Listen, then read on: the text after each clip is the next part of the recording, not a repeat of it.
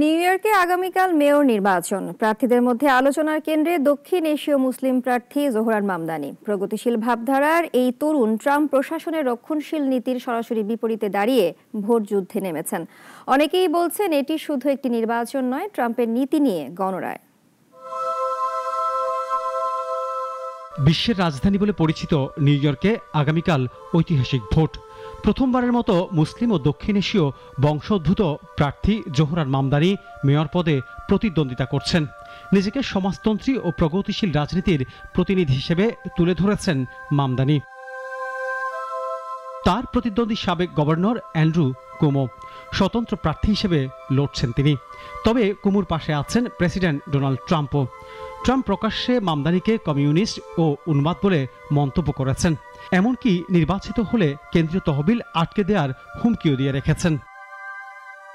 তবে নিউ ইয়র্কে জনমতে এগিয়ে আছেন জোহরান মামদানি। মাঠ পর্যায়ে জোরালো প্রচারণা, তরুণ স্বেচ্ছাসেবীদের অংশগ্রহণের পাশাপাশি সামাজিক মাধ্যমে আছে তার সক্রিয় উপস্থিতি। এসব কিছুই তাকে এগিয়ে রেখেছে।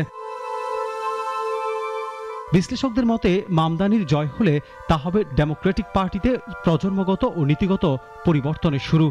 বার্নি স্যান্ডার্সের ভাষায় কর্পোরেট আমেরিকা নয়, খেটে খাওয়া মানুষের প্রতিনিধিত্ব করেন মামদানি। এদিকে যুক্তরাষ্ট্রের আরও 3টি রাজ্য একই দিনে নির্বাচন।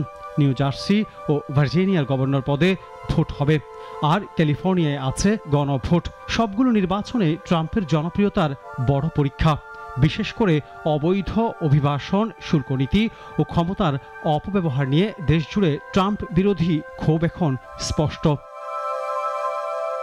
তবে সবার চোখ এখন নিউ ইয়র্কে, যেখানে নির্ধারিত হবে শহরটি ট্রাম্পের রক্ষণশীল আমেরিকার সঙ্গে থাকবে নাকি প্রগতিশীল পরিবর্তনের পথে হাঁটবে। ডেস্ক রিপোর্ট, নাগরিক।